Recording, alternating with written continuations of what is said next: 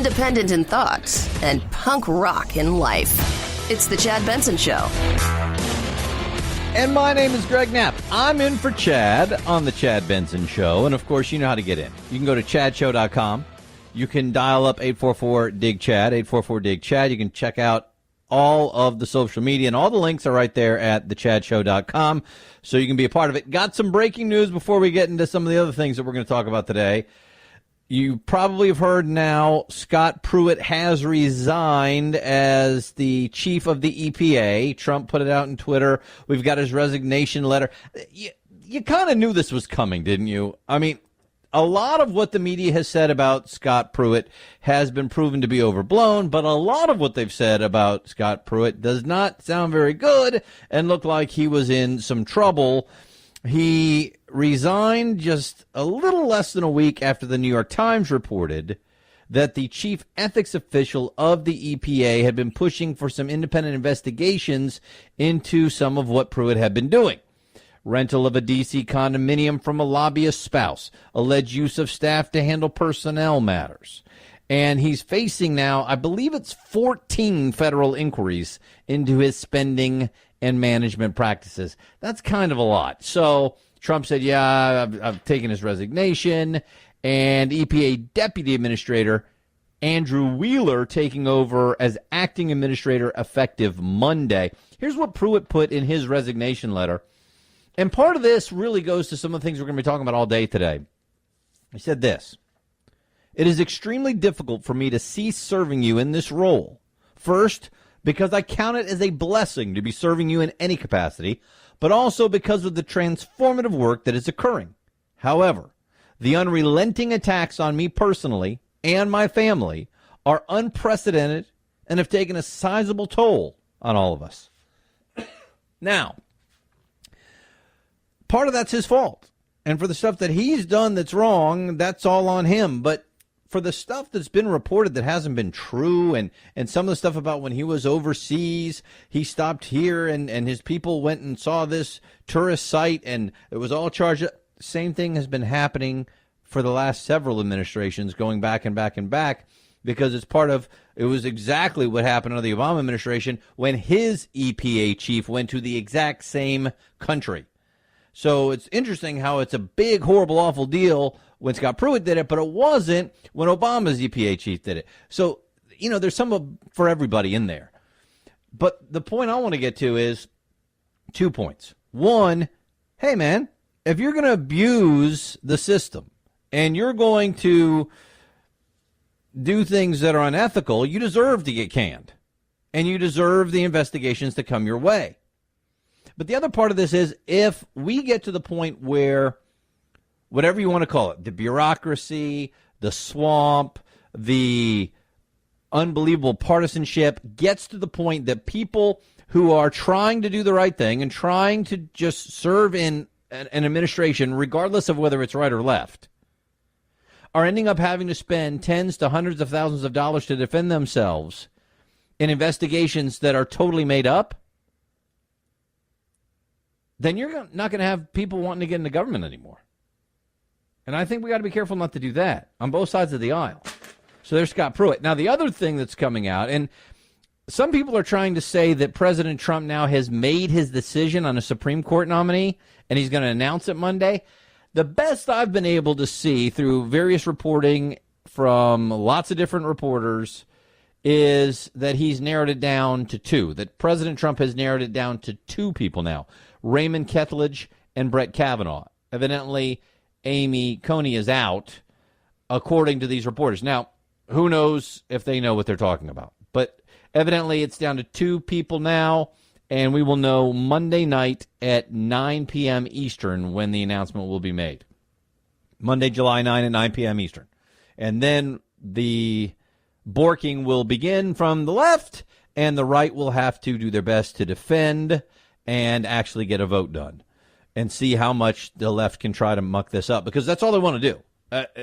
Because this is going to be seen now by the left, the Democrats, and the media, but I repeat myself, as the bona fides, if you really care about this country, if you really care about this country, you will shut down government. You will do everything you can. You will call this person every name in the book. You will lie about this person. You will do everything you can to stop whoever it is that President Trump nominates for the Supreme Court, because obviously, if his people get in, the world will end.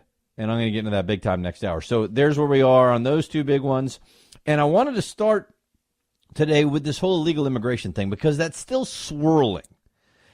Not just the whole idea of, are we actually going to enforce our law at the border?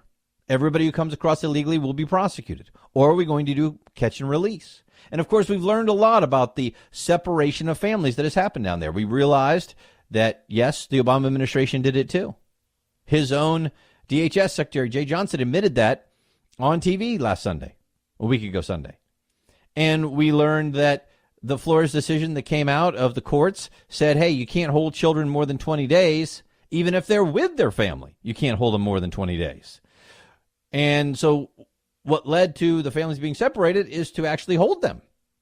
And if you run out of family detention centers, then you have to separate them because you can't have the kids in the adult centers. And if you hold more than 20 days, you got to separate them because you can't hold more than 20 days, which means you've got to either release them all into America, or you've got to separate them and keep the parents in detention.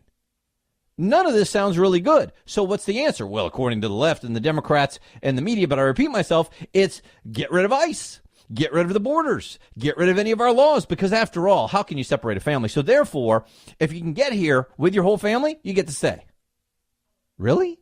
See, that's not really what most Americans want. And there are all kinds of polling that has been done over the last few days and last week or two that said as much as people don't want families separated, because, I don't know anybody who wants that to happen, the vast majority of America wants our laws enforced. So isn't there some middle ground? And of course, Trump is getting to that. So as I'm thinking about this, here are the thoughts that I have, and I want to know what you think. 844-DIG-CHAT. 844-DIG-CHAT. And I'm thinking about this and questions and ideas that pop into my head on the whole illegal alien situation and the claims of asylum when they get caught coming in illegally. So the first thing is, why aren't these people coming through a legal port of entry? Because if they do that, there's no separation of the families. Now, they will be stopped at the border until their asylum claim is checked and approved or disregarded, but they won't be separated from their families. So why aren't they doing that? Could it be because they're actually just trying to sneak in, and when they get caught, then they claim asylum because they know that that's like a magic word? No, I'm sure that has nothing to do with it, except that that's exactly what's been happening. And we are finding out that the human smugglers are telling them, hey, if you get caught, claim asylum, and here's what you say. We know that's going on according to our ICE workers. Well, you can't believe ICE. That's why we've got to disband them. These are the people that are actually trying to enforce the laws that Congress wrote.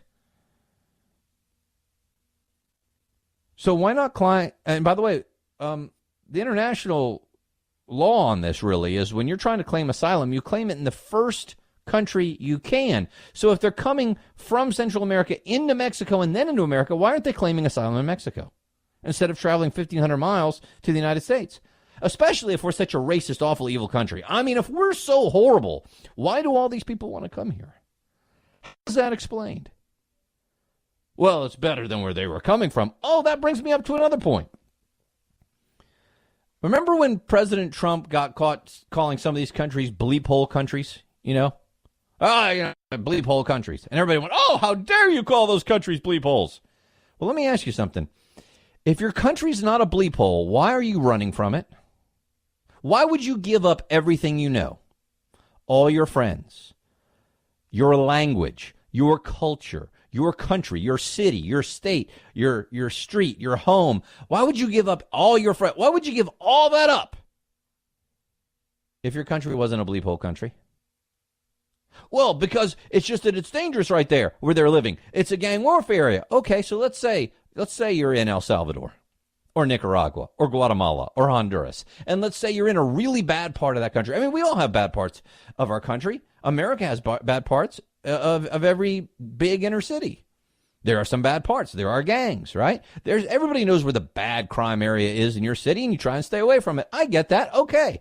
So let's say you're in one of those bad places in one of these Central American countries that so many are fleeing.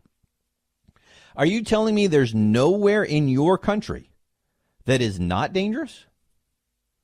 What do you mean? Well, I mean, if there's a place in your country that's not dangerous, why can't you just go live there?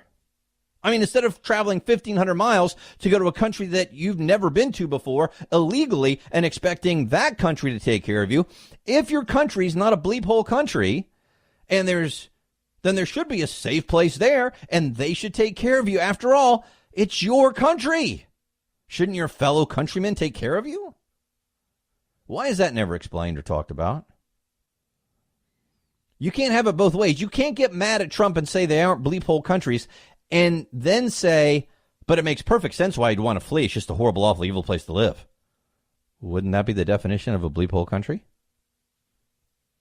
And there's no place in the entire country where it's not too dangerous to live.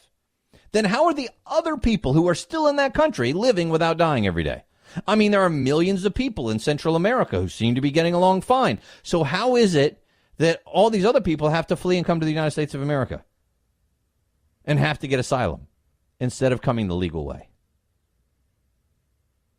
And is it fair to all those around the world waiting for asylum the correct legal way and coming into the legal points of entry, or waiting in their home country until they're granted the legal entry?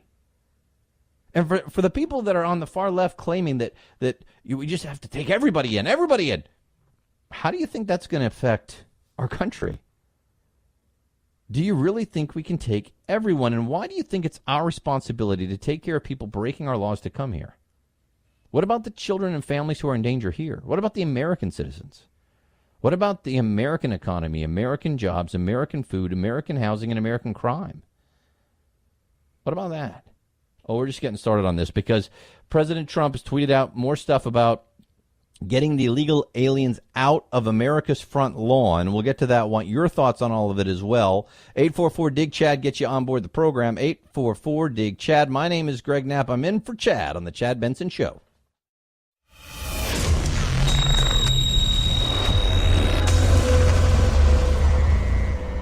Deep states? No. Deep doo-doo?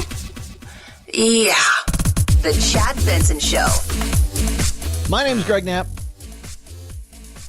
I'm in for Chad on the Chad Benson Show. ChadShow.com gets you information on the show, all the links to the social media. The call-in number is 844-DIG-CHAD if you want to be a part of it. We're talking about some of the news that's breaking and also still what's going on with this illegal immigration situation. Well, the EPA situation where there's about 14 investigations into Scott Pruitt. Scott Pruitt finally said, that's it, man, I'm out. Too much attack on me and my family, unprecedented attacks, so I'm done. Trump said, okay, fine. And the deputy director is going to take over on Monday. Meanwhile, Grabian.com has up a list of all of the problems with the EPA under Obama and talks about how many of them weren't covered the same way that the press is covering this. 43 EPA scandals. And it just lists them if you want to go check that out. Things like going back to March of 2015, a subpoena issued after McCarthy deleted nearly 6,000 text messages. September 2015, articles of impeachment introduced against McCarthy after she was caught repeatedly lying to Congress. October 2016, the EPA Inspector General said McCarthy was lying when she said Michigan deserved blame for the Flint crisis. That's over the water. So there's 43 of those, but that didn't matter, and the media really didn't care very much. But you got to get rid of Scott Pruitt. Now, listen, if Scott Pruitt did a bunch of these things that he's accused of, good, get rid of him. But how about some equal treatment? That might be something that you should care about. And Trump now says former Fox News executive, used to be co-president of the network, Bill Shine, now joining the White House staff. He's going to be in there as assistant and deputy chief of staff for communications. That's interesting. Oh, man, how could you ever take somebody from the news and put them right into to somebody's cabinet or into somebody's chief of staff or deputy chief of staff or communication? It's done all the time. And then it goes back the other way.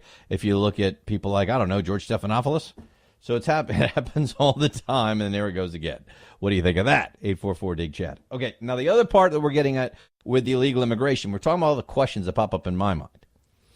And, to me, we're being called it's like Nazi Germany because kids are in cages. Okay, they're not in cages. Those are fences that are used basically as walls to try in a detention center. Is it perfect? Is it great? No. It's the same thing that was happening under President Obama. And that's what happens when you have thousands of people rushing our border and overwhelming our system, and we have to make do with new stuff. But we are the least racist country in the world. What are you talking? How could you say that? Have you seen what's been going on?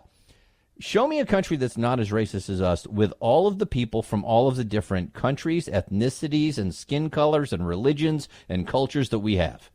Because by far, this country has more different types of people than any other country in the world, and we get along better than any other country in the world 95, 99% of the time.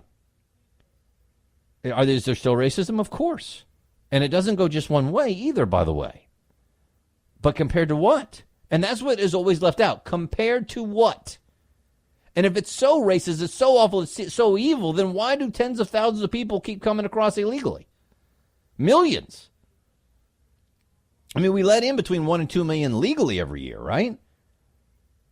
And the far left and the Democrats are at least finally being honest. They want no borders. They want no immigration laws. And if you can sneak in, you get to stay. They don't want ICE. What they really mean is they don't want any law enforcement at all. They don't want a wall because they don't want enforcement. You realize we have walls at our airport. When you fly internationally and you land in the United States of America, even if you're an American citizen, you have to wait behind a wall until we can make sure that you're really legally coming in. No wall means no enforcement. So, hey, at an international flight, when everybody lands, should everybody just rush through the gate, overwhelm the agents, and then once you're in free? No, that's not what we do. So why is this any different? Illegal aliens don't get the rights of U.S. citizens. And if you're going to abolish ICE, what are you going to replace it with? Oh, nothing, really. I mean, they really don't want to replace it. That's the deal. So Trump has tweeted out now, today, something new. He said this: Congress must pass smart, fast, and reasonable immigration laws now. Law enforcement at the border is doing a great job, but the laws they are forced to work with are insane. When people with or without children enter our country, they must be told to leave without our country being forced to endure a long and costly trial. We'll get to the details on that in just a second. My name is Greg Knapp, in for Chad Benson Show.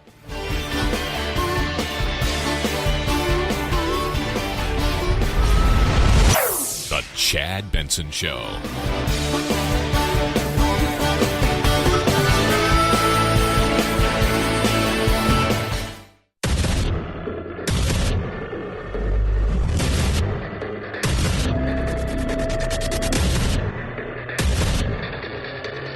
Independent in thoughts and punk rock in life. It's the Chad Benson Show. And my name is Greg Knapp. I'm in for Chad on the Chad Benson Show. We were telling you about Scott Pruitt out at EPA, Bill Shine in communications in the White House, former co-president of Fox News and Fox Business. Lots of stuff going on in the White House. And we're talking about illegal immigration as well, and how the left is just going nutty on this thing, man. Abolish ICE. They think that's a winner. It's not. Now, don't separate families is a winner. Nobody really wants to separate families. However, the answer is you don't get rid of ICE and you don't get rid of the borders and you just let everybody in. The answer is fix the problem at the border. And part of the answer is the wall, is enforcement with a combination of high tech, more Border Patrol agents, wall where it's actually able to be done because of the terrain and eminent domain and everything else, and enough judges to handle everything. And President Trump is now tweeting out that, hey, you catch somebody illegally, you just turn them back. They don't get due process in court. Guess what? That's exactly what President Obama did. Now, the difference would be if they claim asylum, but you're supposed to claim asylum at a legal port of entry. And then there is no separation, but they're not doing that. They're getting caught and then trying to use the magic word asylum. Let me get some of your thoughts in on this, too, before I give you some more stuff coming out about this. Let's start with Carlos. Carlos, you are in the Chad Benson Show. My name's Greg Knapp, filling in. Go right ahead.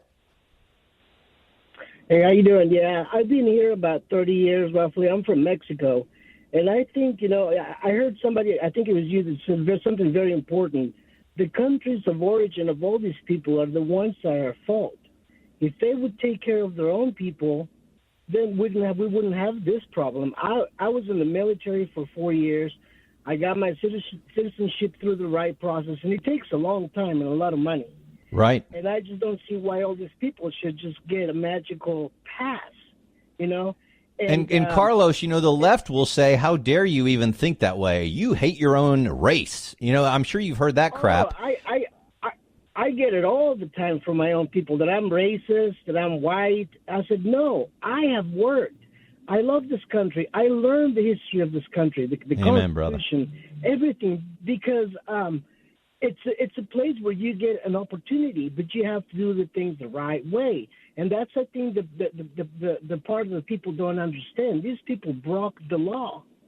If I was to go steal a store right now, I don't care who I am, I'm going to go to jail. I won't get a free pass. I can't claim asylum. They're going to say, are you nuts? What's wrong with you?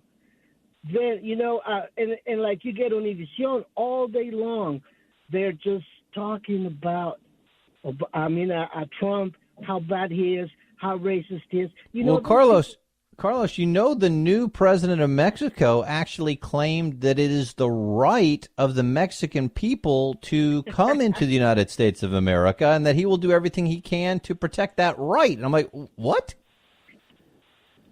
I mean, did you hear that? Where we have the problem because they don't want the problem. They already have too much problems with corruption. They're too busy stealing the money that belongs to the people because only a percentage of the rich people in Mexico are the ones that get all the benefits because they are corrupt. Right, you're talking about the government of Mexico stealing from its own people is what you're talking about there, right? Yeah, and really, Carlos, you know that we've gotten to the point now. Mexico has gotten to the point that the number one source of its economy is money coming from the United States of America from former Mexican residents sent back to Mexico. It's now bigger than tourism and it's bigger than oil. That's the number one money maker for Mexico are people living in this country sending money back to Mexico. And you got to think, okay, well, how many of those people who are living here in Mexico struggling and they're able to send money back, is it because our government is helping them? With their children here, with food stamps and welfare and everything else that they're not supposed to get. But hey, if your kid's born here, then he gets all these benefits.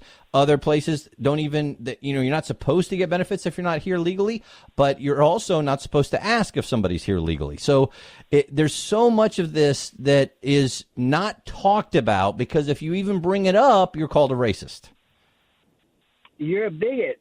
And then here's the other thing. I, as a veteran, I get charged a certain amount of money at the Veterans Affairs office at the hospital to pay for my medicine.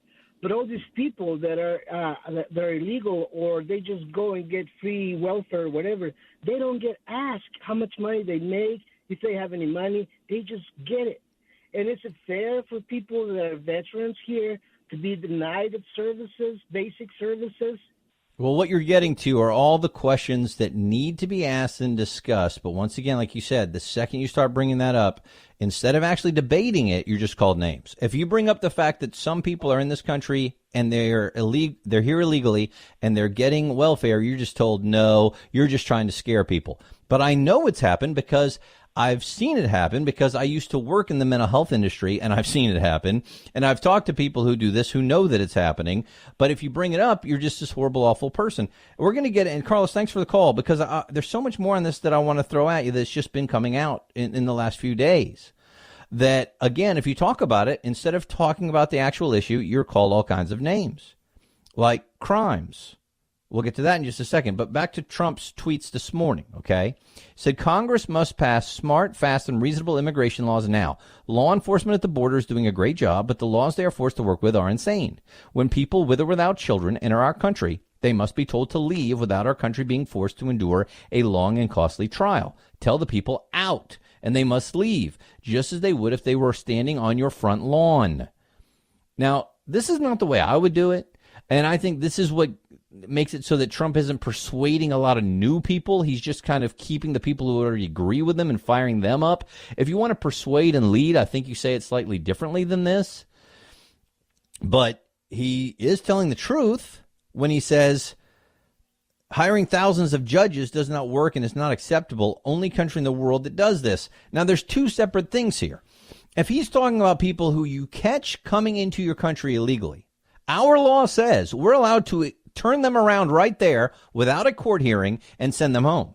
And President Obama did that to, I believe it's over a couple million. Well, I'll check that during the break, but that's why so many on the left actually got mad at President Obama over the illegal immigration situation, because he was returning those people they caught at the border. He was calling that deportation. It's not. It's simply returning people. Deportation is once they've been in the country, you then catch them in the country, figure out they're illegal, and then they go through the court system and get deported. But if you just catch them as they're coming in and you immediately turn them around and send them home, that's not technically a deportation. And they don't have any due process at all. But what's happening is, as they're getting caught, they know this, so they go, asylum. And then it starts a whole new system. And so what Trump's saying is, wait a second, if you don't come in legally and claim asylum at a legal port of entry, then why should we give you due process simply because you cite a magic word? Does he have a point? I'd love to know what you think about that. 844-DIG-CHAD on that. 844-DIG-CHAD. He said we got to fix our insane immigration laws now. Now, Trump's been all over the place with this. One day he says, hey, don't pass that bill in the House. Then he says, go ahead and pass that bill in the House. Then he says, we didn't do this. We did that. We should. I don't know where he is sometimes. But now he's returned to calling on Congress to act in the near term to get something done. Congress must pass smart, fast, and reasonable immigration laws now. Law enforcement at the border is doing a great job, but the laws they are forced to work with are insane, right? He suggested that the federal government should institute a practice of sending border crossers back instead of immigration judges. Now, to me, I totally get where he's coming from, but if you want to get things done quickly and have the best PR you can as well, I would have gone with Ted Cruz's bill that said double the number of immigration judges. Somebody claims asylum, it's got to be done in 2 weeks. And in 2 weeks, we decide they're either sent back or they get to stay.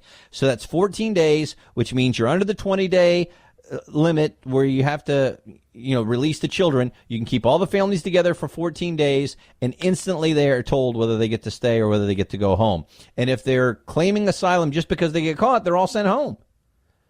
And that will greatly decrease the number of people coming across. And you know what? That's good for them, too, because it's a very dangerous way to come into this country. People get raped and murdered coming into the country this way. But see, this is what I'm talking about how far the left has gone. Listen to this. This is from a piece by Rob Goodman in Politico. And he's quoting a political scientist. The guy's name is David Ferris, and he's written a book called It's Time to Fight Dirty: How Democrats Can Build a Lasting Majority in American Politics. Sorry. It's time to fight dirty, how Democrats can build a lasting majority in American politics. Okay, this is what he says they need to do. They should take advantage of legal and constitutional silences to transform American politics in a lasting progressive direction. Doing so will require party leaders to pursue policy changes that will be ridiculed by their opponents as outrageous affronts to democratic decency and received by their own voters with puzzlement or even shock. Okay, this is what he says they should be doing. The Democrats, listen. Grant statehood to Washington, D.C. and Puerto Rico. Break California into 7 pieces with the goal of adding 16 new Democrats to the Senate. Expand the Supreme Court and the federal courts, packing them with liberal judges. Look, somebody's at least admitting it. They want to do an end run around the Constitution. They want to do an end run around the voters in the vast majority of this country because they know that's the only way they can win. Move to multi-member House districts to roll back the effects of partisan gerrymandering. There's gerrymandering by both sides, guys. And the only reason you're mad about it now is recently the Republicans have won.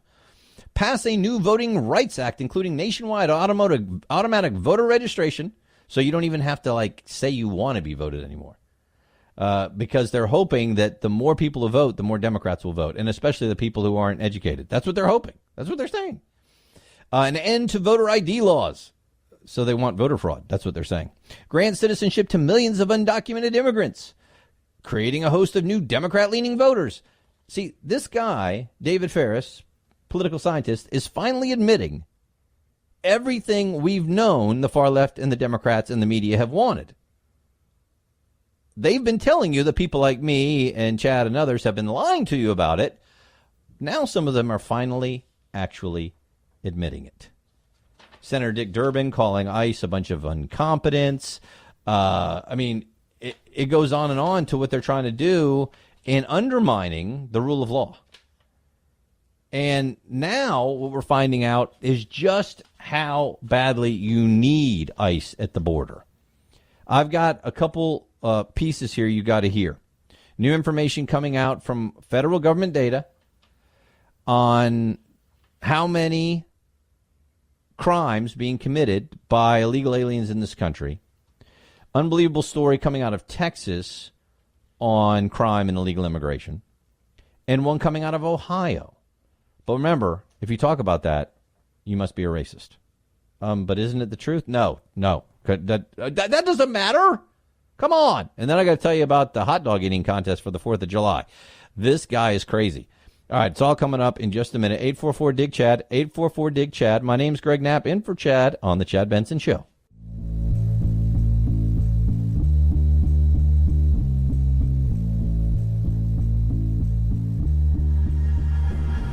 Hashtag me too. Hashtag immigration reforms. Hashtag help. I'm trapped in a hashtag factory and I can't get out. The Chad Benson Show.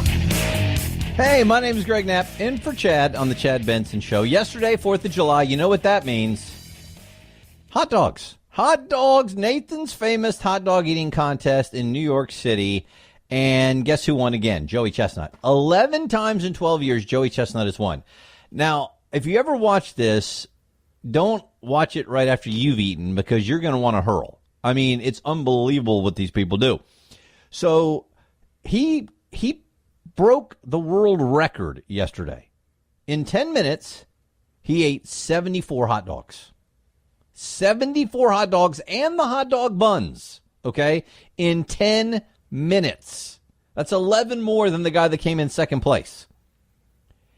And he got 10 grand for that. Now, how many of these contests does he have to win a year? I guess if he wins one a month, he's doing all right, right? 120 grand. But maybe he's got sponsors. Do they sponsor that? They say that he's an athlete. He's a championship eater. The thing is, he's not even fat. Here's how he gets ready for it. According to the Mercury News, all he ate in the days getting ready for the contest, water with lemon, amino acids, some caramels. He got into New York a week early to get used to the humidity, and then he started eating. Now, here's what also blows me away, all right? So the male champion, Joey Chestnut, 74 hot dogs. How many hot dogs do you think the female champion ate? I mean, really, there can't be that much difference between a man and woman in eating food, right? He eats 74. How many do you think the woman's record was? Any ideas? You ready? 37. 37. He did 74, and she did 37, and she's the champion. That's really weird, isn't it? Why is there such a big disparity in what man can eat and woman can eat? He's not a big dude. Oh, that was crazy. All right, so there's your update. Now, back to the illegal immigration situation. White House releasing report. Illegal aliens who were arrested by ICE responsible for over 48,000 assault offenses in 2017. Responsible for more than 5,000 sexual assault offenses, 2,000 kidnapping offenses, 1,800 homicide offenses, and 76,000 dangerous drug offenses. Wow. How about drugs?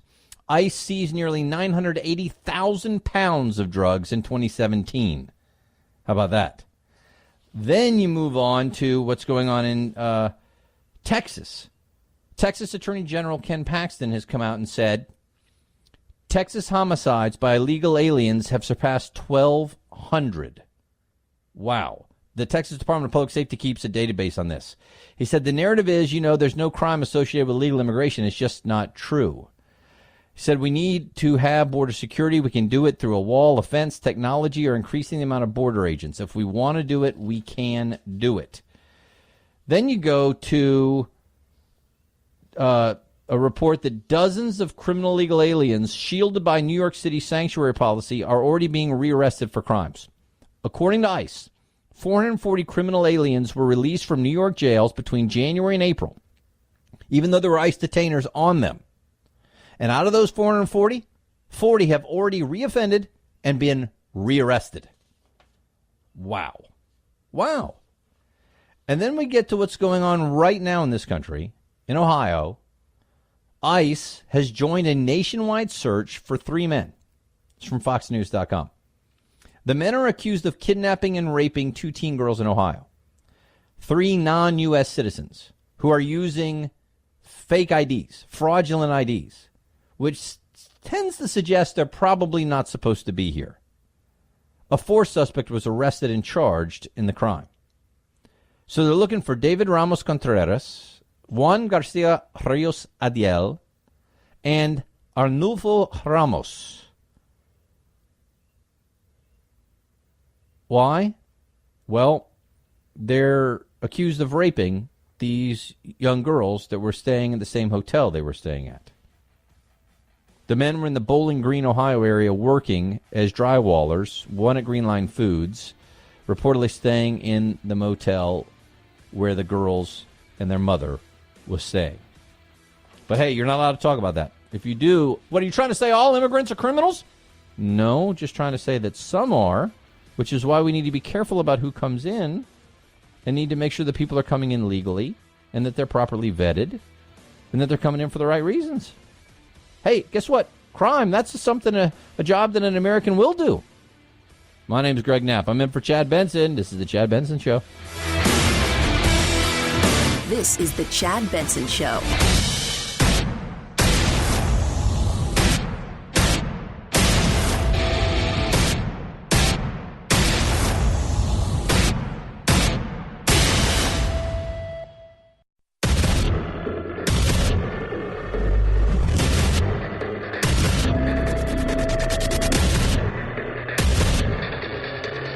Independent in thought and punk rock in life. It's The Chad Benson Show.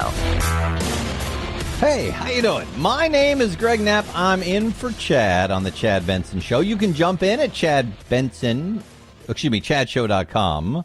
You can also check out all the social media links that are right there at chadshow.com. And you can call in at 844-DIG-CHAD. 844-DIG-CHAD, and you're in. I want to start with a story that's kind of encapsulating the problem that's going on in our country today with the so-called tolerant left. Oh, yeah, the tolerant left, love trumps hate. Remember those signs? And we're the ones who love each other. You guys are the evil ones on the right. Say, really? Because you guys are the ones who support Antifa, who are throwing things like Molotov cocktails and pepper spray and water bottles. Well, you support the Nazis. No, never have, never will. Don't like those people at all. Well, some of you do. Well, only the other Nazis do. I've been a conservative for a very long time, and I don't know any conservative that supports a Nazi.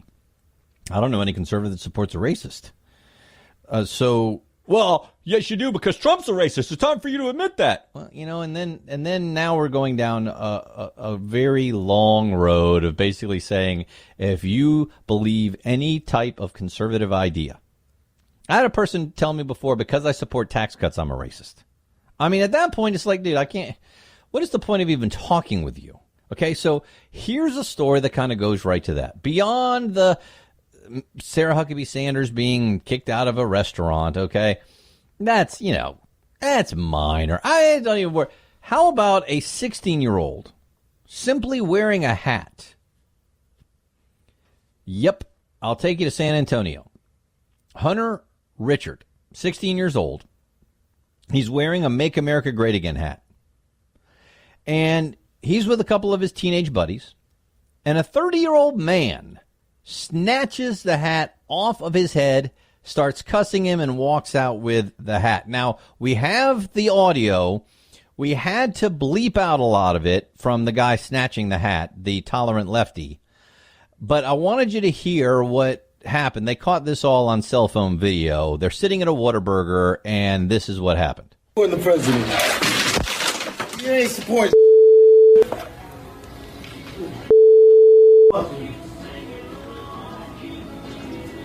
Okay. It's gonna go great in my fire, please. All right, have fun with it. Okay, so now I'll explain to you what really happened. So the teenagers are sitting there eating their Whataburger, and this guy comes up to them. They say unprovoked and starts getting in their face over this, so they start filming it. And so it picks up at the point where he snatches the hat. He then throws his drink in the face of the kid that had the hat on. And this guy says, I support the president. You ain't supporting bleep. And then he uses the N-word at him. Now, it doesn't say whether this boy, 16-year-old boy, Hunter Richard, is white or black, but he says the N-word with the A at the end of it, so I don't know exactly what he was trying to do there. But he said, you ain't supporting bleep, N, as he threw the drink in his face. Then, as he walks away, he yells, this is going to go right in my effing fireplace, B. And at that point, the kid goes, all right, have fun with that, and that's it. All right. And the kid said, look, I support my president. And if you don't, let's have a conversation about it instead of ripping my hat off. I just think a conversation about politics is more productive for the entire whole rather than taking my hat and yelling subjective words to me. And he's right, isn't he? So when this first came out, they said that the police were looking for the man. Well, I wonder how hard. I don't think they found him yet, but social media found him. Because this thing went viral, and people in San Antonio started chiming in, hey, wait, I know that dude. And he works at a bar called Rumble in San Antonio. Now, Rumble has put up on their Facebook page a statement about that video and about the man. He's 30-year-old Kino Jimenez. Now, first of all, think about that. You're 30 years old, and you're so offended by somebody's hat that doesn't have a cuss word on it, doesn't have an insult on it, doesn't really say anything about you at all. It simply says, make America great again. But because of how you think about what that means, and because of what you think about our president, you determine that you have the right to steal a 16-year-old's property while snatching him so hard you snatched out some of his hair, that you now have the right to slam a drink in his face and steal his hat and cuss at him. That's the tolerant, loving left. Really?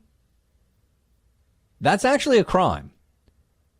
Petty theft. I'm not a lawyer, but that's got to be some kind of petty theft, strong-arm petty theft, assault to some degree, misdemeanor for sure, but you're not allowed to do that to people. It's against the law for obvious reasons. This isn't just saying I don't want to serve you at my restaurant. This is saying I'm going to steal your property because I don't like what you believe in. And see, this is where we've had to get to. And this is why the left and the Democrats and the media, but I repeat myself, can't simply say that they don't like Trump's policies or they don't like what Trump stands for, because then you just have a debate. No.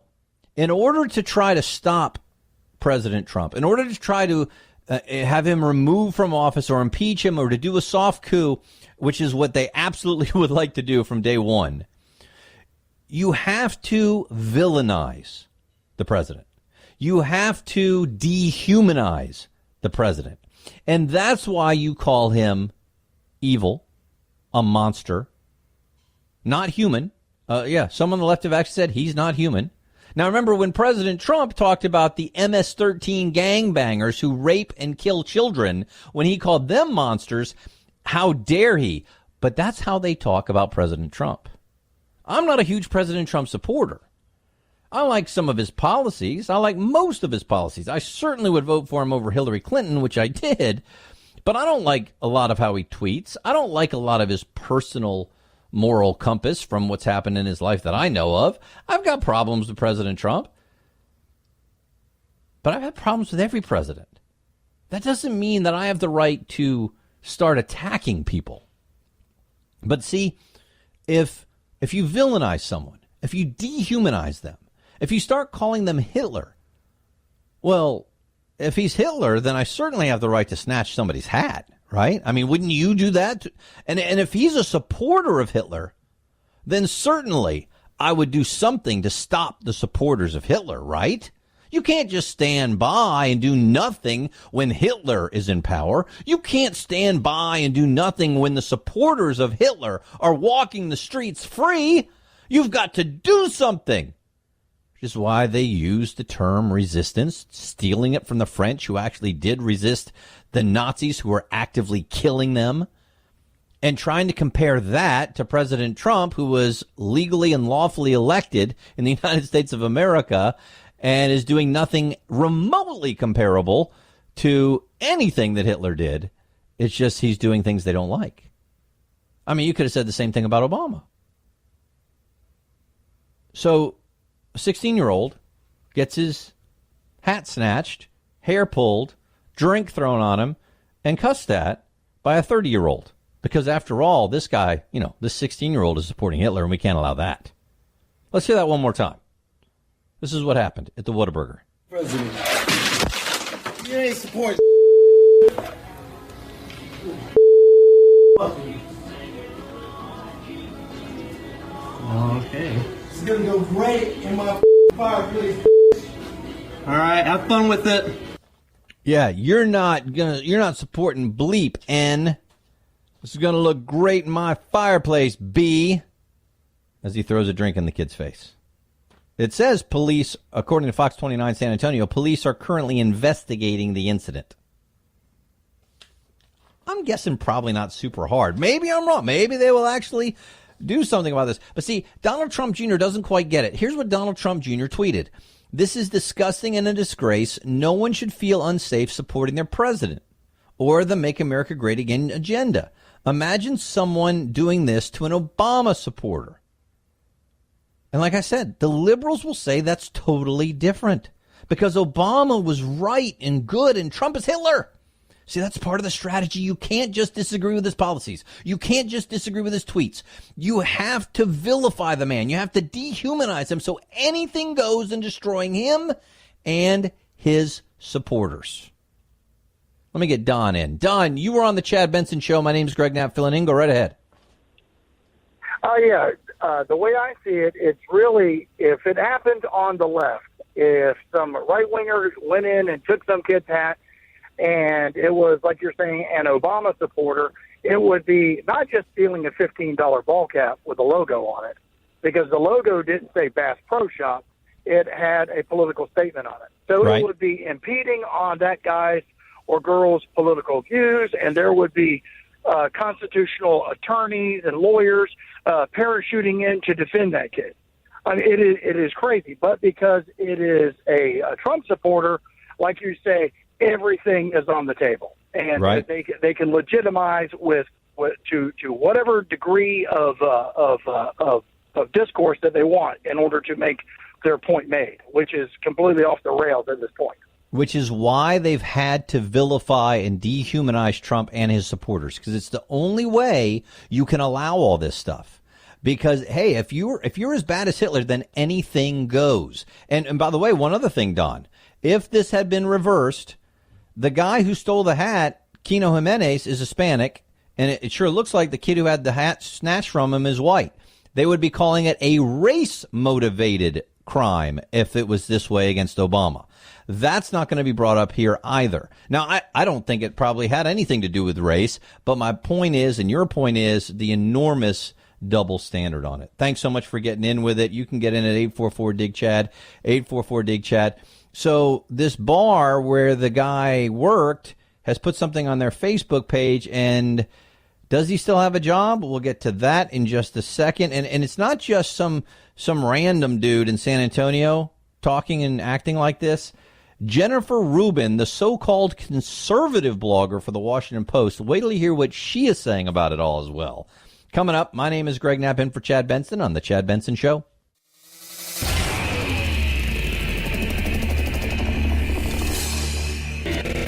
Are you PC and groupthink brainwashed? Time for a double detox shot of Chad. And my name's Greg Knapp. I'm in for Chad on The Chad Benson Show. 844-DIG-CHAD for you to chime in on anything we're talking about. You can also go to chadshow.com for more information and for all the links to the social media. 844-DIG-CHAD to get on the show right now.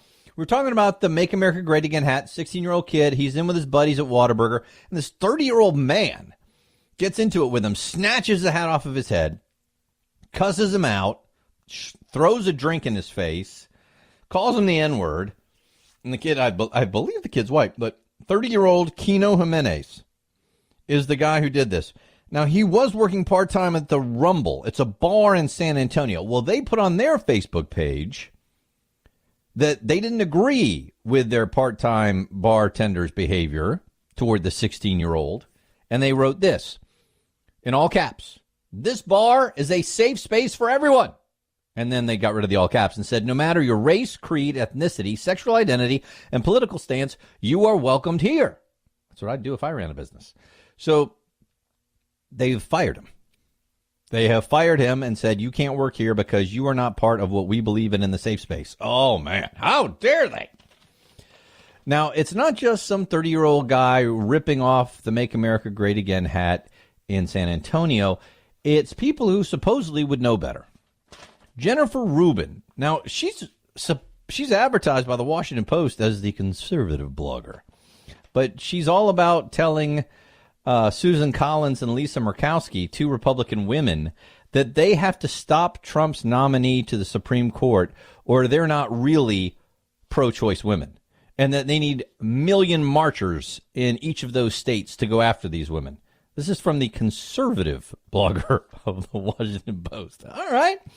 Well, she was talking over the weekend about throwing Sarah Huckabee Sanders out of a restaurant. You remember that. She said she didn't believe it was the most effective thing to do, but she also said she wouldn't serve her. But she thinks it's better to get 1 million people on the street protesting. Okay, great. She said, don't play defense, play offense. Frankly, the next time that Sarah Huckabee Sanders or the president starts in with fake news or enemy of the people, I would suggest one of two things.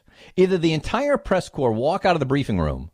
Why should they put on their air a coded word to every nutcase in America to come after them? Okay, so what she's basically trying to say is that when President Trump says there's fake news, when in fact sometimes there is. Now, sometimes when Trump says it's fake news, I don't believe it really is. I think he's spinning. But sometimes it really is fake news. There have been countless times already during Trump's tenure that fake news reports have come out.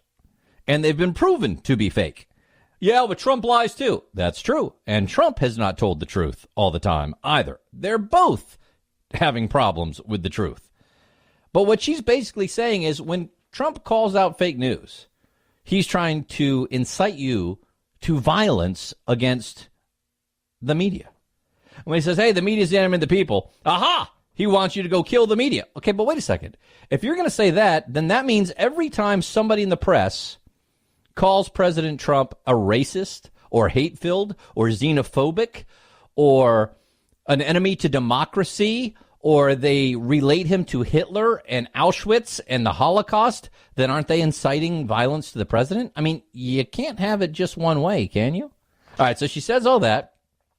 She says the news people should get up and leave, or in unison, holler back. But they sit there, they take it, they record it. We have to be there. We have to let them say their piece. No, you don't. Your lives are in danger. Your lives are on the line. Oh, please. Now, wait a second. Greg, didn't you see what happened at that newspaper there in the Capitol? Well, yeah, it was a dude who had a grudge for years on him that had nothing to do with Trump. Well, but it might have.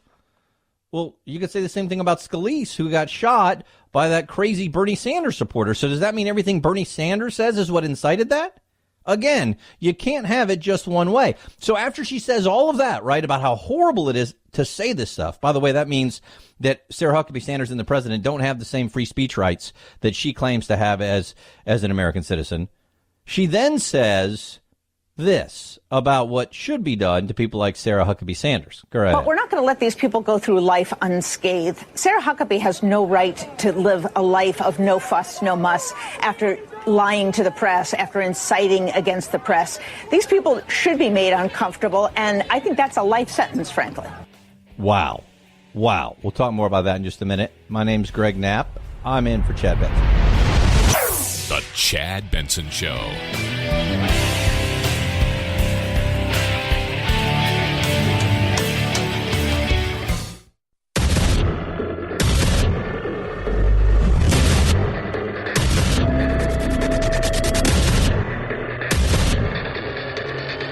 independent in thought and punk rock in life. It's the Chad Benson Show. But we're not going to let these people go through life unscathed. Sarah Huckabee has no right to live a life of no fuss, no muss after lying to the press, after inciting against the press. These people should be made uncomfortable, and I think that's a life sentence, frankly. Yeah. Jennifer Rubin from the Washington Post. See, because they lie. So Obama never lied? Well, no. I got a long list for you. And his spokespeople never lied? I got a long list for you. And Susan Rice never lied? I got a long list for you. Hillary Clinton never lied? I got a long list for you. Bill Clinton never lied? I got a long list for you. George W. Bush never lied? Everybody, all these politicians lie. Yeah, but not like this guy. So that, well, I don't know that that's true if we were going to start cataloging all the lies. I think it's just easier to see the Trump lies than it is for some of these other ones. But so Jennifer Rubin, after saying that Trump is inciting people to violence and our lives are on the line because he says fake news, she doesn't think there's anything wrong with saying we should harass people like Sarah Huckabee Sanders and they shouldn't be able to go through life unscathed. And it should be a life sentence for them. Life sentence, that sounds kind of violent there, a life sentence. What is it? You're trying to compare him to maybe a murderer? I can play that game too, right? So there's no free speech for POTUS. There's no free speech for his spokespeople.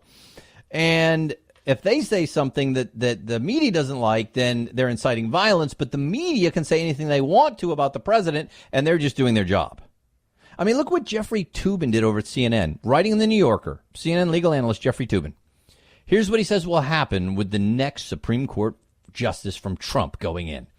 It will overrule Roe v. Wade, allowing states to ban abortions, to criminally prosecute any physicians and nurses who perform them. It will allow shopkeepers, restaurateurs, hotel owners to refuse service to gay customers on religious grounds. It will guarantee that fewer African American and Latino students attend elite universities. It will approve laws designed to hinder voting rights. It will sanction execution by grotesque means. It will invoke the Second Amendment to prohibit states from engaging in gun control, including the regulation of machine guns and bump stocks.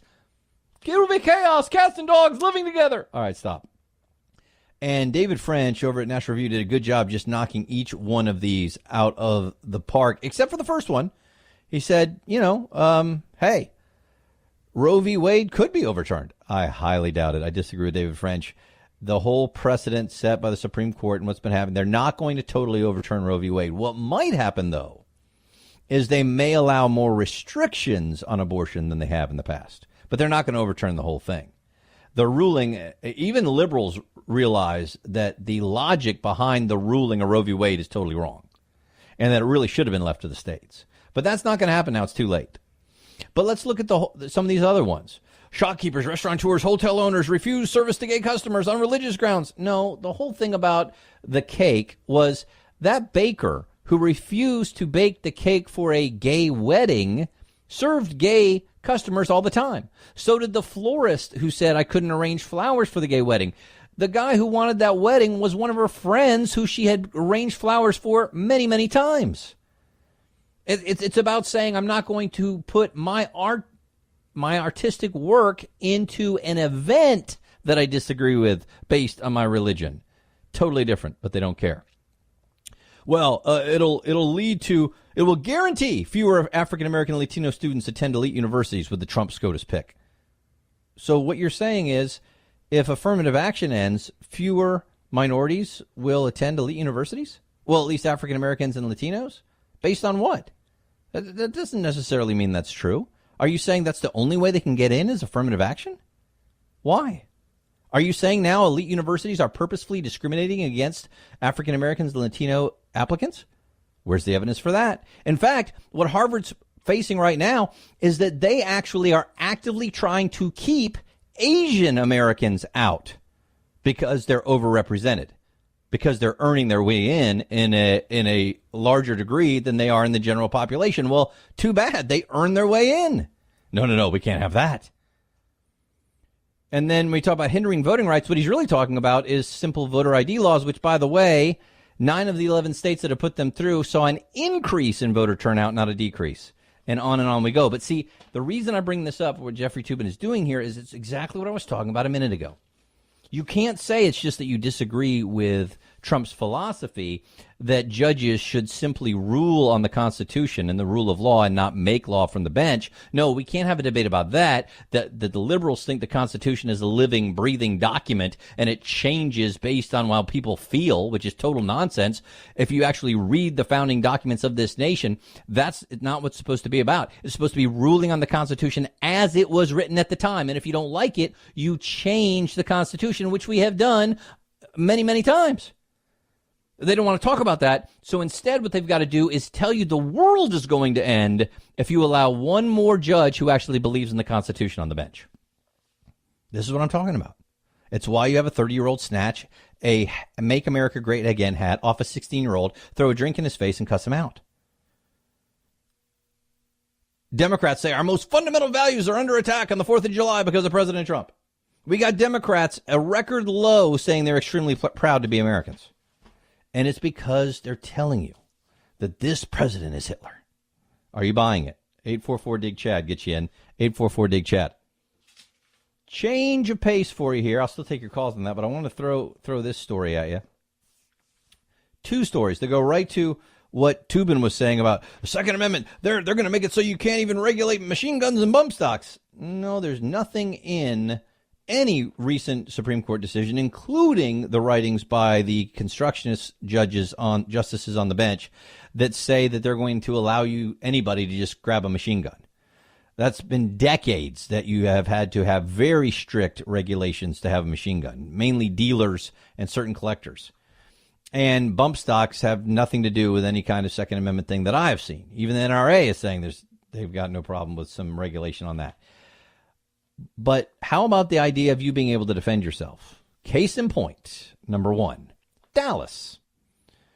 This is just came out yesterday. You go down to the Dallas websites. You can find it in all their TV stories. Michelle Booker Hicks was at a gas station along I-35 about 10 p.m. at night on the 4th of July. And a guy tries to steal her vehicle. She's paying her gas bill. He jumps in to steal it.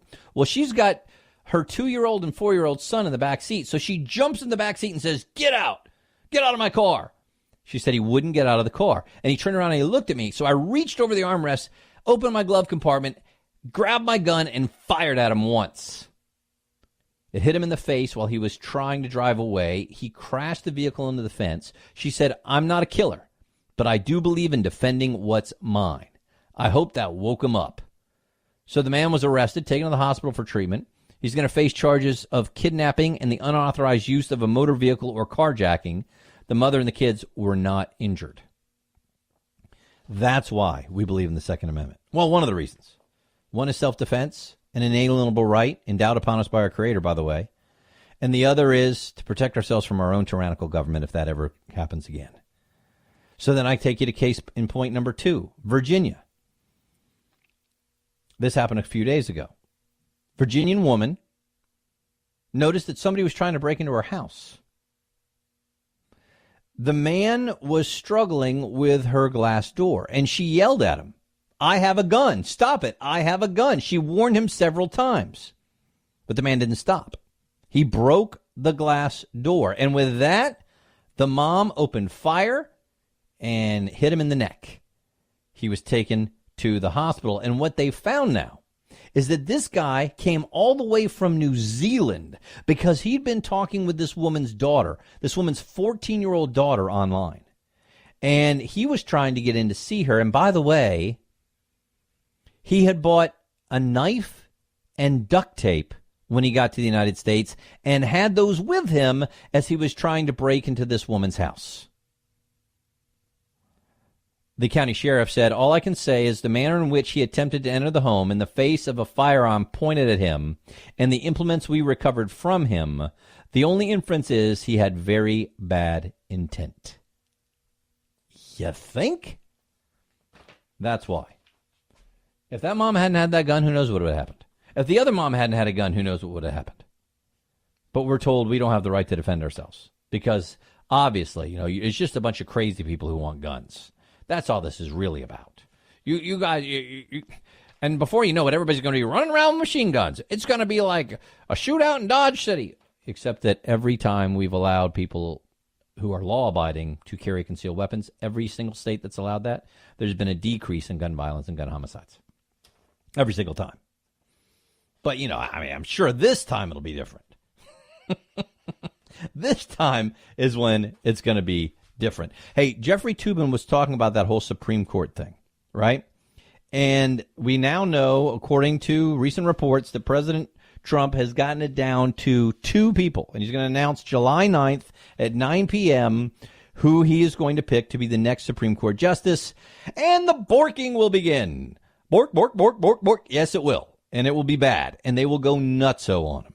And they will call him every name in the book. And they will tell you that he's going to destroy this country. And it's gotten so bad. Michelle Goldberg was on, I think this was on MSNBC, if I'm not mistaken. And they were talking about the new Supreme Court justice. And they were talking about Justice Kennedy stepping down. And listen to what Michelle Goldberg said about Kennedy stepping down. Here we go. This is Kennedy betraying the country. The Democrats could have done very He's 81 little. Years old and served 30 years. He's not betraying the country. We should thank him for his service. To not Why let do you have Trump, to demean people in that making your point? Because they you are have a valid point to destroying make. this You country. don't need to demean people like that. He sat up there. He was the sole arbiter of justice for all these years, and then when the country needed him most, he stepped aside. Uh-oh. Is that it? It was done? When the country needed him. When his country, it was hard to hear because they were talking over each other. So you've got New York Times columnist Michelle Goldberg, and the other one is Republican strategist Susan Del Percio. And Goldberg is saying that Kennedy betrayed the country. Now, remember, Kennedy was put up to be a Supreme Court justice by Ronald Reagan. That's who we got after the Democrats borked Robert Bork. His name became a verb because they said everything horrible about this man they could. It had never been done like that in the history of this nation. He was absolutely a qualified judge, to become a justice. They totally lied about him. And Reagan said, all right, I guess this is not going to go through. So he puts up Kennedy, and Kennedy becomes the swing vote, where he's not that conservative, and quite often he went very liberal and made up law on the bench. If anybody should be upset about it, it should be conservatives that he betrayed Ronald Reagan. But now here's this New York Times columnist saying that Kennedy betrayed America by retiring when a Republican was in office, since he was nominated by a Republican. Because they just hate Trump so bad. Because obviously, see, he's Hitler. You don't resign when Hitler's in charge, because Hitler will put in a horrible, horrible justice. So she says he has an obligation to not let Trump, because they are destroying this country. He sat up there like he was the sole arbiter of justice for all these years, and then when the country needed him most, he stepped aside.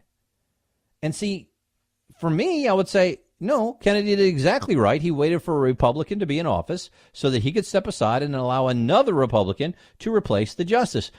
The sad thing is that it matters whether it's a Republican or a Democrat president and who you get, because really, if we are simply putting in Supreme Court justices who rule based on what the Constitution said when it was written, it shouldn't matter whether they're Republican, Democrat, liberal, or conservative. What it should matter is, do they believe in the Constitution as it was written? That's what it should really be. But what we've got are the liberal justices are writing law from the bench, and at least they're admitting that's liberal. Conservative justices are simply saying this is what the law was meant when it was written, and they're accused of writing the law from the bench. No. Not true. What do you think? 844-DIG-CHAD, get you on board the program. 844-DIG-CHAD, and you are in.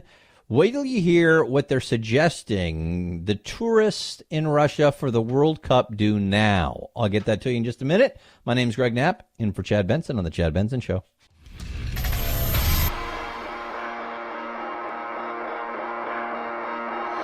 Welcome to Chad. No, not the country. The institution. The Chad Benson Show. My name's Greg Knapp. I'm in for Chad on the Chad Benson Show. 844-DIG-CHAD. Get you in, 844-DIG-CHAD. I'm going to get you what the Russians are telling tourists to do in the World Cup arena areas now in just a second. But first, Carrie wanted to jump in Indy about the whole Supreme Court blow-up that's about to happen as President Trump is going to announce his pick July 9th at 9 p.m. Eastern Time. Carrie, you were on the Chad Benson Show. Go right ahead. Hey, Greg, thanks for having me on because I like to get the message out here. And that is on the Roe versus Wade about we're not going to be able to turn it over, but what I would like to do is see a young man. I'm an older guy, so I'm never going to have more children.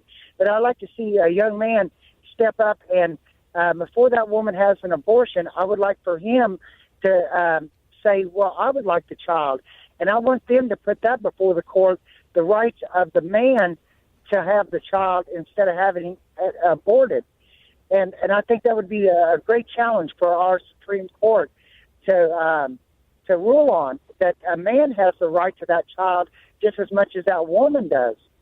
I think it's a very interesting idea, Kerry, and I've heard it many times before. And you know, of course, the liberal argument is going to be, it's my body, I can do whatever I want to with it, and you have no rights over me, and how dare the government or you try to tell me what to do with my body. And the conservative argument would be, you're right, I shouldn't have the right to tell you what to do with your body. The problem is there are now two bodies. And so there's one body that is defenseless, that has totally unique DNA, that has its own heartbeat, that studies show can feel pain, right? So at that point, Kerry, to me, that's why the whole debate comes down to, when does life begin? Because at that point, it doesn't matter whether the mom or the dad wants it. We got to defend an innocent life. Well, sir, you know what? We've got rulings that says that if you kill a woman while she's pregnant, well, they can charge you for murder, right? So True. they're acknowledging that it's a sentient being in there. So, you know, I don't care if the woman is 2 weeks pregnant. If she got killed during a crime, a bank robbery or something, and you killed her and she was pregnant, they would charge you with murder. It's a good point. And I think different states might have different timing on that, and that's what I'm not 100% sure on, Kerry. But thanks for the call, because I think you do bring up a very interesting point that's been brought up many, many, many times. But to me, the real debate should be over, when does life begin? Because once life truly begins, I don't know how can you logically then say, I have the right to kill it? I mean, really, if it 5 months, 6 months, 7 months, 8 months, unless it's for the life of the mother, which totally makes sense because you don't want both to die. But otherwise, how could you then say that's okay? That, to me, that's where it all comes down to. Appreciate the call. 844-DIG-CHAD, get you in. So here's what's going on in the World Cup in Russia. It's super duper hot right now. And thousands of guests in the Russian city of Samara have been trying to take cold showers, and it's putting a big strain on the water supplies. So the city came out and advised the locals to save water and take showers in pairs. They put a smiley face on their message. Okay. That's the World Cup. Woo-hoo! My name's Greg Knapp. I'm in for Chad Benson. This is the Chad Benson Show.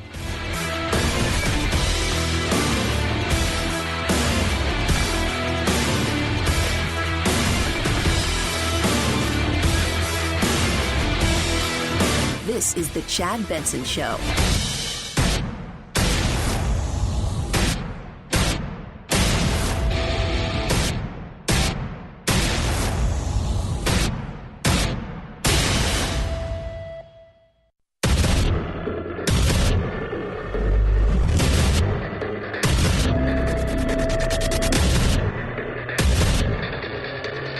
Independent in thoughts and punk rock in life. It's the Chad Benson Show. And my name's Greg Knapp. I'm in for Chad Benson on the Chad Benson Show. You can jump in at thechadshow.com. There you can find the links to all the social media outlets, and you can also find the phone number, 844-DIG-CHAD. 844-DIG-CHAD. You are on and you let everybody know what you think. Couple things popping. The Hill has this piece, and it came from one of Trump's rallies, but, you know, sometimes you don't catch everything in the rally. Well, President Trump said today that if he were facing Senator Elizabeth Warren in a presidential debate for the 2020 election, he has a plan.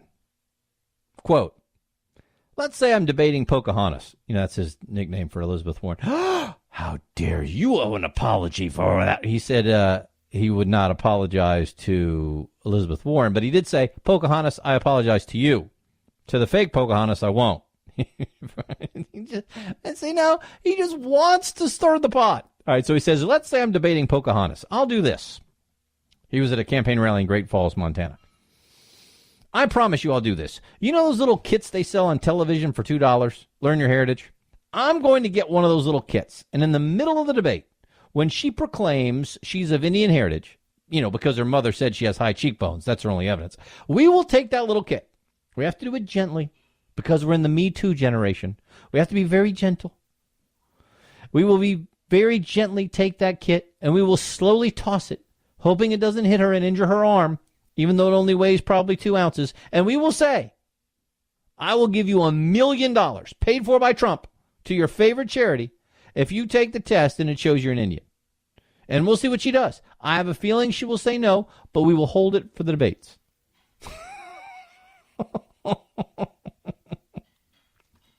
She's already been asked to do that. Even Democrats have asked her to do that, and she won't do it. She won't do it. She won't take the DNA test. And she continues to say that she never got any benefit from claiming that. Well, it's not what it looked like from Harvard. But that's hilarious. 844-DIG-CHAD if you want to jump in on that. 844-DIG-CHAD and you are in. I want to talk a little bit about what's going on with Facebook and Google and other outlets supposedly trying to make sure that there won't be any fake news during the election coming up here, this midterm election, on all of your social feeds. And, of course, the big problem with that is, how are you going to determine what is fake and what isn't?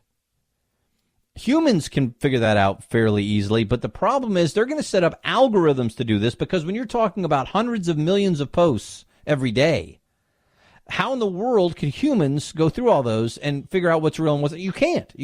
Too much manpower. So they've set up these programs. Case in point. And then, of course, it all goes to how they programmed. And when you're talking about Facebook and Google, the programs are going to be leaning left. Case in point, guess what Facebook declared as hate speech? Part of our Constitution. And it was taken down from a Facebook posting. Yep. Washington Times reporting, the Liberty County Vindicator is a community newspaper in Texas. And because of the 4th of July, in the run-up to it, it began to post the entire Declaration of Independence. The Constitution, the Declaration of the Constitution, in small daily chunks for 9 days. The 10th excerpt was not posted Monday as scheduled. And the paper said it received an automatic notice saying the post goes against our standards of hate speech. All right, now I'm reading what the offending passage was, and this is the Declaration of Independence. Somebody told me it was the Constitution. No, this is the Declaration. All right, so regardless, here we go. The document's Bill of Particulars against Britain's King George III. Quote, he has excited domestic insurrections amongst us and has endeavored to bring on the inhabitants of our frontiers the merciless Indian savages whose known rule of warfare is an undisguised destruction of all ages, sexes, and conditions. So they pulled that down for hate speech because, they said Indian savages. But it's a historical document. Doesn't matter. And the guy from the paper said, perhaps had Thomas Jefferson written it as Native Americans at a challenging stage of cultural development, that would have been better. Unfortunately, Jefferson, like most British colonists of his day, did not hold an entirely friendly view of Native Americans. And this guy's saying, I'm not even saying that was the right view of Native Americans. All we're saying is this is a historical document of the founding of the United States of America. And on the run-up to July 4th, Facebook told us it was hate speech and we couldn't put it up. Wow. And he says, the real irony of this is they let us put up all the other stuff, and they really, in essence, what they're doing is whitewashing that the founders called the Indian savages. Now, what you really want to do in history is to show it all, warts and all. By the way, it's also very interesting to me that the far left will say how horrible it was that way back in 1776, over a couple hundred years ago now, we had people saying the Indians were savages. Well, the savages weren't exactly, the Indians weren't exactly saying the white men weren't savages. They both kind of call each other all kinds of names, number one. And number two, today, the far lefties will call old white straight men all kinds of names, and that's okay. So once again, how about we just have some, perspective on the fact that it was 1776, and good for the goose, good for the gander. How about we have some of that going on? No. So Facebook finally did say, okay, we blew it. Looks like we made a mistake and removed something you posted on Facebook that didn't go against our community standards. We want to apologize and let you know we've restored your content and removed any blocks on your account related to this incorrect action. But see, the thing is, the only reason they did that is because enough people complained. So how many people are having their posts pulled or blocked because a Facebook algorithm determines that they don't like it? And what are they using for that? And how is that going to go in liberal versus conservative political thought? Especially when you look at the way some of these so-called fact checks go. I mean, this is something that could severely restrict political speech this next election period. It reminds me of what the IRS did during the Tea Party movement, when there were conservative groups trying to start their 401(c)(3)s and 501(c)(3)s, excuse me, and we had the IRS doing everything they could to stop it at a 10-to-1 ratio, conservative to liberal. And we were told, oh, no, that's not happening. Yeah, it was happening. And it was happening because those groups were conservative. And so now we're probably going to see the same thing when it comes to so-called fact-checking for political stories. 844-DIG-CHAD, get you in on that, 844-DIG-CHAD. Oh, and kind of along the lines of double standards, why is it that liberals and Democrats and far lefties, but I repeat myself, can say that supposedly they're the ones who are just, all they do is look at equality. And it's those awful evil conservatives who are racist, while they turn around and call black conservatives every name in the book. They call them Uncle Toms and worse. And they say how they're betraying their race if they vote a conservative way. So what they're saying is the color of their skin should determine how they think and how they vote. Isn't that what they're saying? And isn't that racist? And it brings me to a story.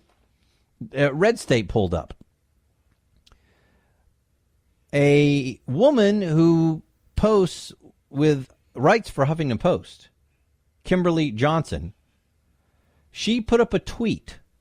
Listen to this tweet. She happens to be a white woman. Kimberly Johnson. She wrote this. Out on the road the other day, I saw an affluent black man driving a BMW with 2 bumper stickers. One was pro-NRA, and the other one was a Tea Party sticker that read, "Don't tread on me." This left me very confused. Now think about that for a second. Why is she confused?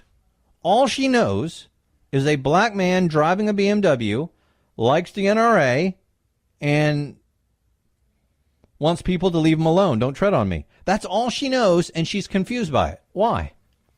I mean, what possible reason could she have to be confused about it? If you really think about it logically, the only thing she knows about this guy is he's black.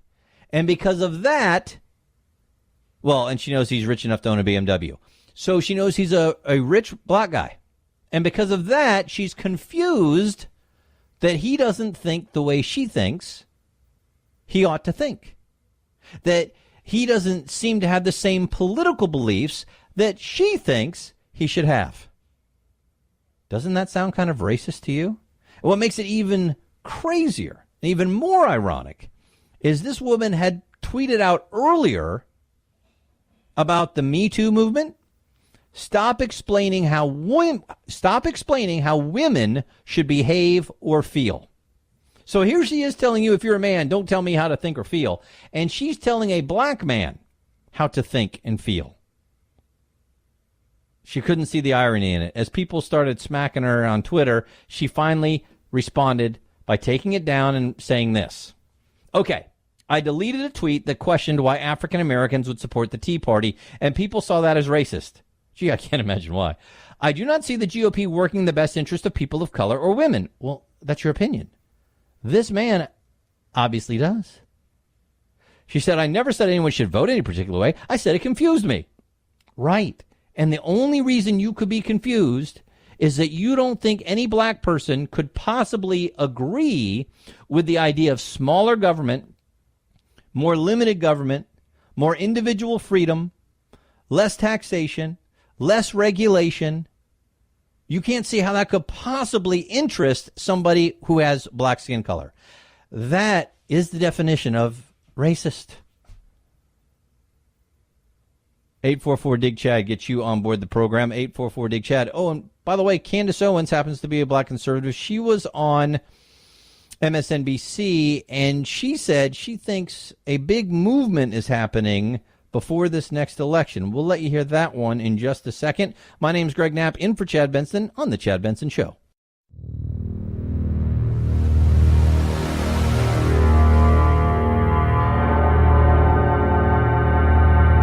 Take a fake news break. Check out the really important news of the day at our website, ChadBensonShow.com. Once there, click on Chad's free podcast and get real. The Chad Benson Show, where truth and the American way live.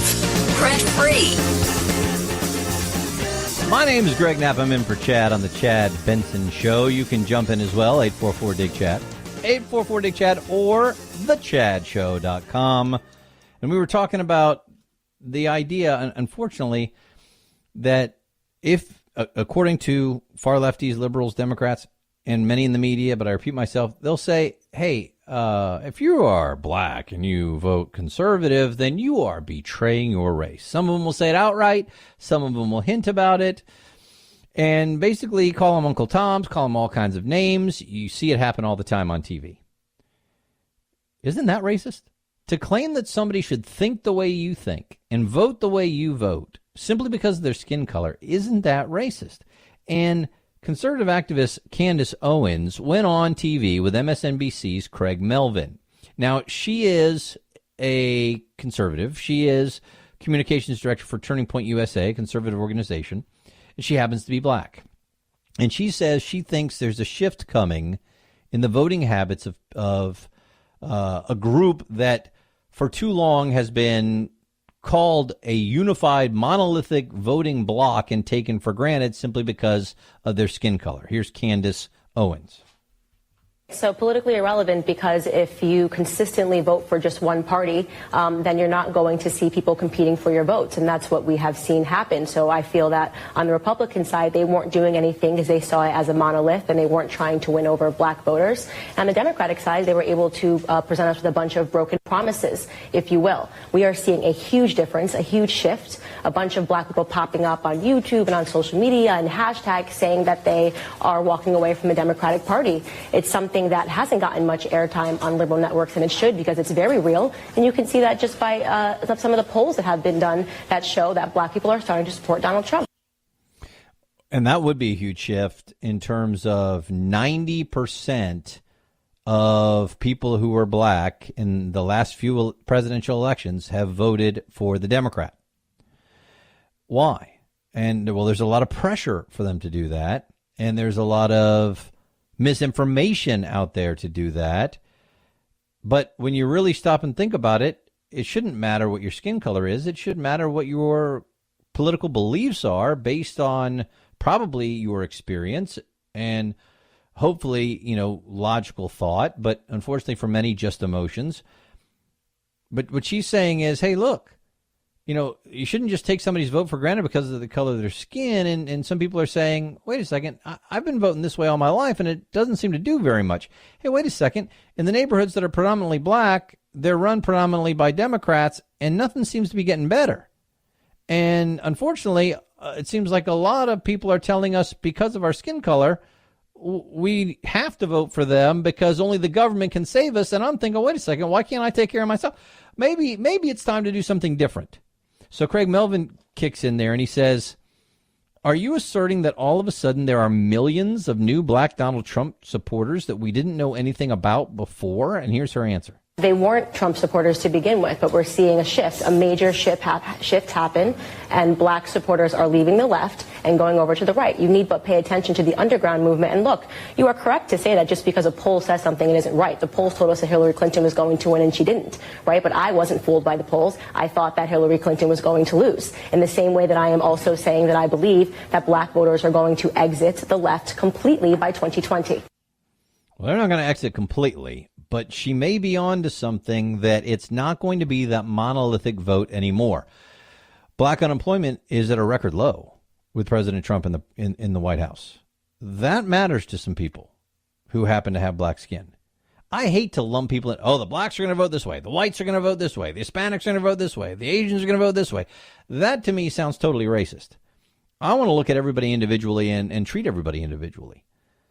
Unfortunately, the way that this is always reported, it's virtually impossible to do that. But I think Candace Owens is onto something here. What do you think? Do you think there's going to be any kind of significant shift in this upcoming presidential election in 2020 where a significant number of people who are black vote for President Trump? 844-DIG-CHAD. 844-DIG-CHAD. I'd love to hear from you on that one. And this is crazy to me, what's been going on with the idea of socialism in America. More and more young people seem to be thinking socialism is the way to go. That capitalism is horrible, even though nothing has lifted more people out of poverty in the world than capitalism. Wait till you hear what's going on now in Venezuela, and what about the socialist Democrat who won in New York? We're going to get that to you in just a second. My name's Greg Knapp, in for Chad. Chad Benson.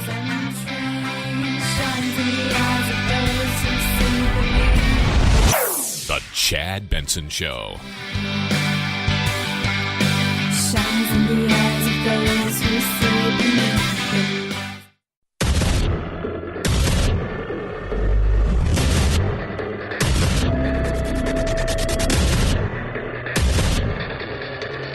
Independent in thought and punk rock in life. It's the Chad Benson Show.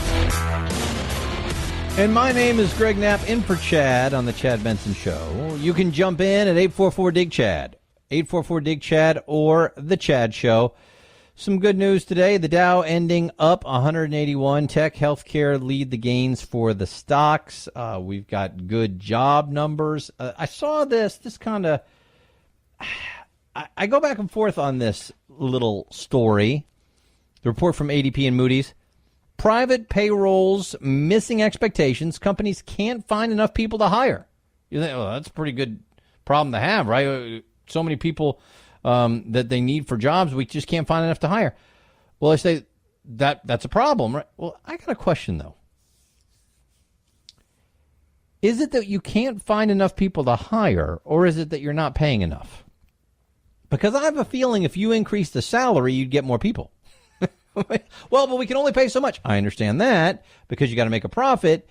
But I don't really think there are jobs Americans won't do. I think there are jobs Americans won't do for a certain price.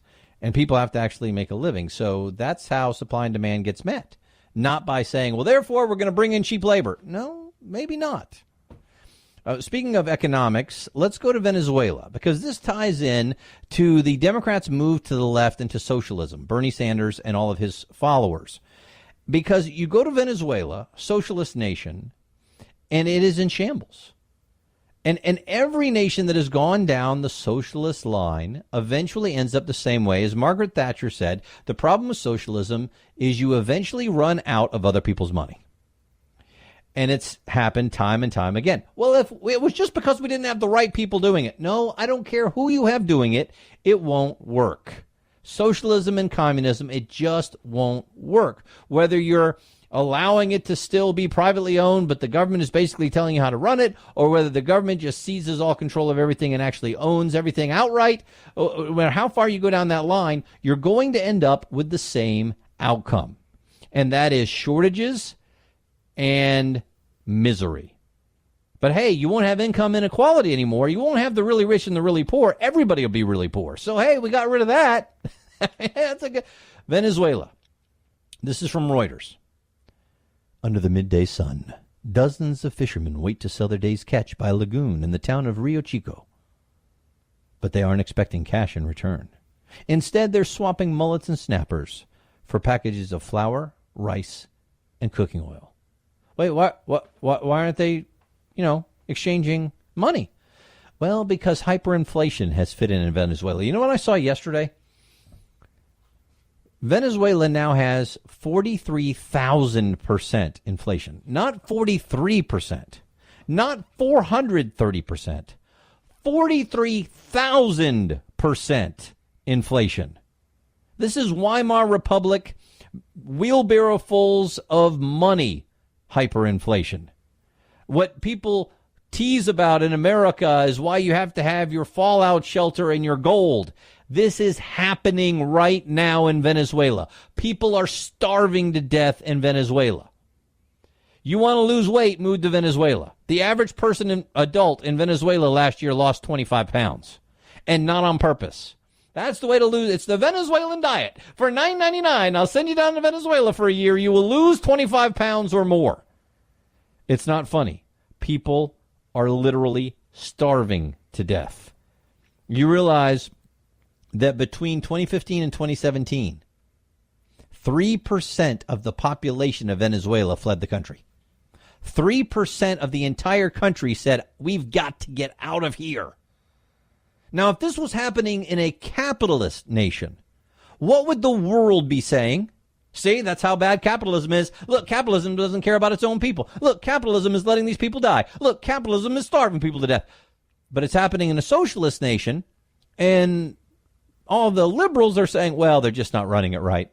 That's not really socialism. I mean, if they were doing it right, it would be okay. Are you kidding? Time and time and time again. And they're still trying to excuse it. So they're having to barter.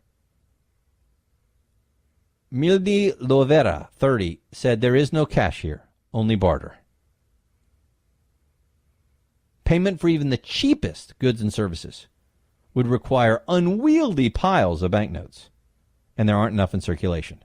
So you either do it digitally or you barter. And it turns out they're bartering a lot more. By the way, this used to be a very prosperous country. Once one of Latin America's wealthiest countries, Venezuela's economic collapse under President Maduro's government drove nearly 3% of the population to leave. Julio Blanco, 34-year-old motorcycle driver. I prefer food as payment. I do services for food in order to survive. Okay, so that's what's going on in Venezuela because of socialism. And yet, what is going on with the Democratic Party? They're becoming more and more socialist. You know about Alexandria Ocasio-Cortez. She is the Democrat that beat Representative Joe Crowley, Democrat in New York, in the primary. He was moving up nationally as a big-time Democrat, and she just knocked him out of the water by becoming a Bernie Sanders socialist Democrat. Self-avowed, self-described socialist Democrat. Now, it's coming out that she's not exactly who she says she was. She didn't grow up as poor as she said she did. She actually grew up fairly wealthy, and she used to own her own business. And when she did, she called for tax cuts. And I mean, but things change. No problem. You be you. She's 20 years old. Okay, this is what Bill Press said on his show with the Democratic National Committee Chairman Tom Perez. Press says, 28 years old, never ran for office before, big progressive, calls herself a Democratic socialist, actually like Bernie Sanders did. She was a Bernie Sanders supporter. Yep. And Perez says she's the future of the party. Perez says she really represents the future of our party. By the way, she is a member of the Democratic Socialists of America. And did you know that they call for the end of capitalism? She's calling for the abolishment of ICE. She wants a federal jobs guarantee. She wants single-payer health care. No idea on how to pay for any of that. No idea on whether that should be allowed, since basically they're going to take your money and give it to other people, redistribution of the wealth. But hey, it sounds good. Well, she was asked on The View, what's the difference between socialism and a democratic socialist? She said there's a huge difference, and then couldn't tell you what it was. Quote, democratic socialism, and really what that boils down to me, is the basic belief that I believe that in a moral and wealthy America, and a moral and modern America, no person should be too poor to live in this country. Okay, but what does that mean in reality? In reality, what she's saying is that she would have the right, and the government would have the right, to take your money at the point of a gun to give to somebody else. I mean, our government already does that. She wants to do it at a much higher level and call it moral. Call stealing from you and giving to somebody else moral. Well, yeah, but you can't put it that way, but that's the truth, isn't it? Well, not at the point of a gun. Really, don't pay your taxes. How long does it take before somebody with a gun shows up? Of course, that's what it means. But they don't want to admit it. So while Venezuela is getting destroyed by socialism, the Democrats are becoming socialists, even more so than they've ever been before. Does that make much sense to you? It doesn't make a lot of sense to me. 844-DIG-CHAD gets you on the program, 844-DIG-CHAD. And let me give you some of the other things that are going. Oh, I know. I wanted to make sure that you understood with this whole socialist Democrat thing. The Democrat Socialists of America, they call for the abolishment of capitalism. They also say, quote, private corporate property is not only wrong, but also nonsensical. That's the group she belongs to. That's the group she belongs to. Private property is not only wrong, but also nonsensical, and they call for the abolition of capitalism. That's the Democratic Party. That's the future of the Democratic Party, according to the chair of the Democratic National Committee. Wow. Wow. And have you seen this story? There's a difference between hunting and poaching. And wherever you come down on hunting, I would bet that 99% of us say poaching is wrong. Well, in South Africa, some poachers got into a game reserve. And they were going after some rhinos. And what they found was that some other animals in there had a different idea. The game warden found the remains of at least 2 and possibly 3 people near a pride of lions. They found an axe, 3 pairs of shoes, and gloves nearby. We thought they must have been rhino poachers, but the axe confirmed it. They used the rifle to shoot the animal and the axe to remove the horn. The lions had been heard making a commotion early Monday. It looks like the poachers got a little taste of their own medicine. Wow. 844-DIG-CHAD gets you on board the program. 844-DIG-CHAD. And I've got another question for you. Let me throw this one out to you. Are you a Star Wars fan?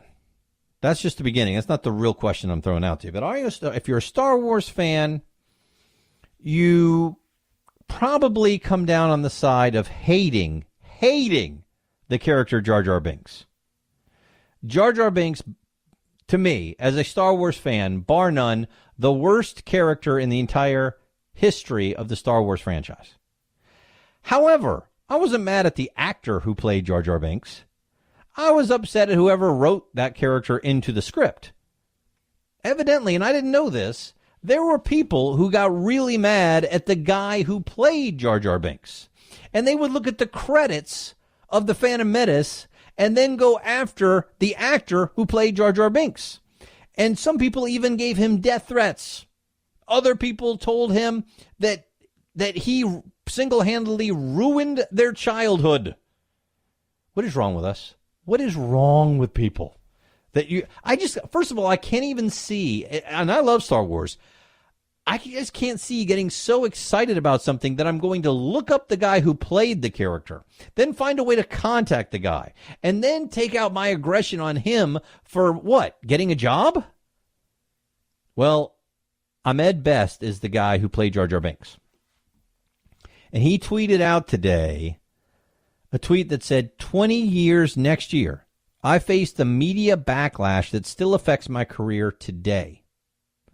And he was showing this picture of the side of the ocean and his son's with him. He said, this was the place I almost ended my life. It's still hard to talk about.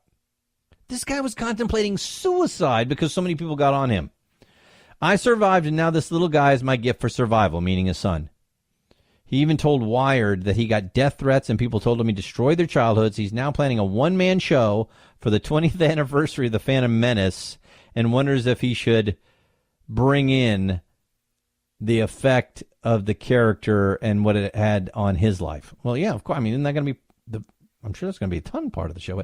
It's just another stage of this. So my question to you is, have you ever been so upset about something that happened with your favorite film or favorite movie, TV show or favorite character that you actually wanted to call up the person responsible for it or the person acting in the show and say something?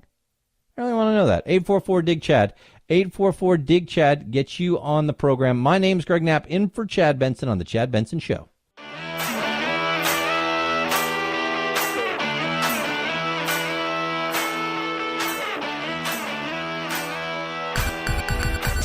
Feel free to punk this punk rocker any time of the day or night. Reach Chad on Twitter at Chad Benson Show and on Instagram at Chad Benson Show. And oh yeah, the Chad Benson Show on Facebook too. Punk that.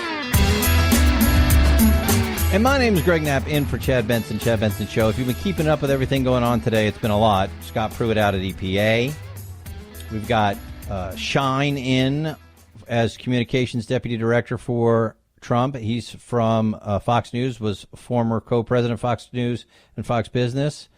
We've got a California federal judge rejecting Trump's request to block a lot of the sanctuary laws. Now, they did block a little bit, but not most of it. Of course, that will be appealed by the Trump administration. We had, over the 4th of July holiday, we had a terror plot by a couple Belgians over a pro-Iranian reform event that Rudy Giuliani and Newt Gingrich were at. They were trying to say, hey, we got to reform Iran and let the people speak and all that. A couple Belgians wanted to have a terrorist attack there. There was a guy in Ohio that wanted to do a terrorist attack over the July 4th holiday as well. They foiled that one. Just been a lot of stuff going on. And, of course, now we've got reports that President Trump has narrowed down his SCOTUS pick to the top 2, and we will know July 9th at 9 p.m. Oh, Chuck Schumer said that they should recommend Judge Garland, the guy that was going to be nominated by Obama, to which the Mitch McConnell people tweeted back Michael Jordan laughing, which was pretty funny. Pretty funny. Hey, do you have a smart TV in your house? There's another report out about how these smart TVs are actually spying on you. Now, the first one was that some of the TVs that have microphones in them, the microphones could be turned on remotely and actually record what you and your loved ones were saying in your house. Whoa. Now they're saying, the New York Times reporting, that a lot of the smart TVs are cataloging every single thing you watch, and that they are then using that to target advertising at you, and you're not told the truth about it. And a lot of it's happening through this thing called Samba TV. And so they basically say to you, hey, this system is designed to provide special offers by cleverly recognizing on-screen content. Would you like to opt into that? And 90% say yes. And I don't think they really understand everything that's going on. They say it enables the Samba TV to track virtually everything on your TV screen, second by second. Network shows, ads, Netflix, HBO, video games. And it allows the advertisers to target you based on whether you're watching liberal or conservative media outlets, which party's presidential debates you've watched, and more. Now, Samba TV says, hey, we're following privacy guidelines. We're doing what the FTC tells us to do. We don't directly sell consumer data. Advertisers just pay us to direct ads to other devices in your home, from or if one from a competing company is played. So does that bother you? I mean, it's not really spying on you. It's simply tracking the shows that you watch and the debates that you watch. And then they're just using that to target you for advertising. Does that bother you? Should it bother you? And should it be legal to do all that without telling you much more about what they're doing? I also got a question for you on this whole Thailand thing. Have you been watching these kids trapped in a flooded cave?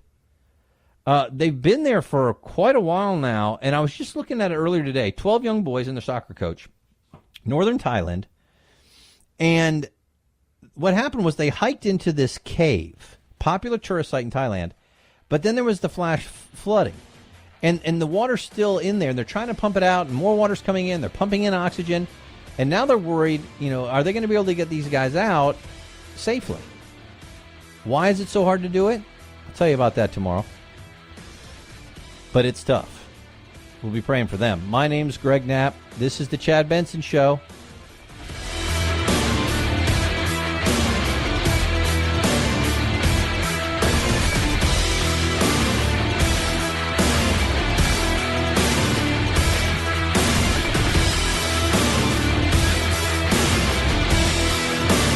is The Chad Benson Show.